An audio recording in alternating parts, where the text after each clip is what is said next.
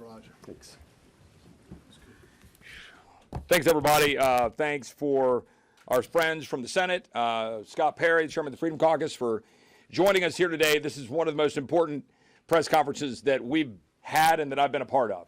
I was just home over Thanksgiving, like all of us were. Monday morning, before I flew back, I was at a coffee shop after I took my kids to school, and this young man, an Hispanic young man, came up to me, grew up in Laredo, lives in San Antonio. He's a constituent. And he looked at me, and his eyes welled up, and he said, "My family is under constant siege back home in Laredo." He said, "Our state is under constant siege." He said, "I can barely pay my bills, and I'm watching the United States government leave us stranded." He said, "Thank you. Thank you for being my voice. Thank you for standing up and defending me." Okay? Those are the people that this group represents, unapologetically. When I took the floor on the Thursday before we left for Thanksgiving, I said a few things. I said a few things about whether or not Republicans had anything at all, any one thing that we could stand up and defend. And of course, my Democrat colleagues like to make hay out of that because they leave off the important clause after that, which is other than to say that we're just a little bit better than Democrats. That's what's at stake right now. Our border is wide open. I want to be unequivocally clear to the Speaker of the House, to Republican leadership. If the word Ukraine is uttered on the floor of the House of Representatives before we have secured the border, passed H.R. 2 out of the Senate, with the president signing it, with metrics attached, that is an utter fail by Republicans. I want to be completely clear. We must secure the border. There cannot be any equivocation about it. There cannot be any half measures. We owe it to the American people to stand up and secure the border, and we did that.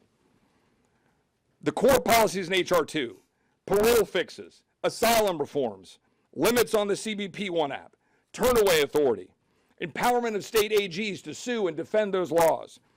We need those fixes. We need TVPRA and Flores to ensure that the unaccompanied children are safe, like we do with Mexico and Canada, but for all countries. My Republican colleagues are all too quick to want to trade those off as if they're unimportant, as if the child being sold into the sex trafficking trade as we speak is unimportant because, oh, we have our precious, we must pass the NDAA. We have our precious, we must fund the federal government at its full tilt at the Nancy Pelosi spending levels. Which brings me to my final point. Spending restraint means actual restraint. It doesn't mean the fraud that is perpetrated in this town on a regular basis by Republicans and Democrats alike.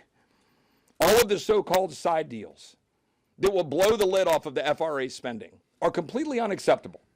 And to the Speaker and to Senate Republicans, I say, if we're going to actually cut spending, it needs to actually cut spending year over year. Because the average American family eating $11,000 a year in additional costs, as reported by CBS last night, they're expecting all of us to stand up and defend them. We're their voice. The average American, the average Texan who can't pay their bills, who are watching their border be wide open, watching cartels exploit our border, kill their kids, trying to get empowered.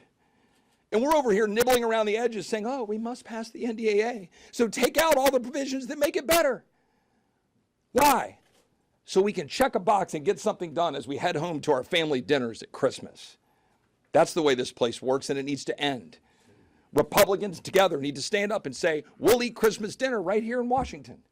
We'll stay here into January. We'll do what it takes to stand up for every American who's getting left behind by an administration that is more concerned about advancing a radical leftist agenda than defending the American people they were sent here to defend. Senator Johnson? Or no? It's Andy. Okay. It's Andy Biggs.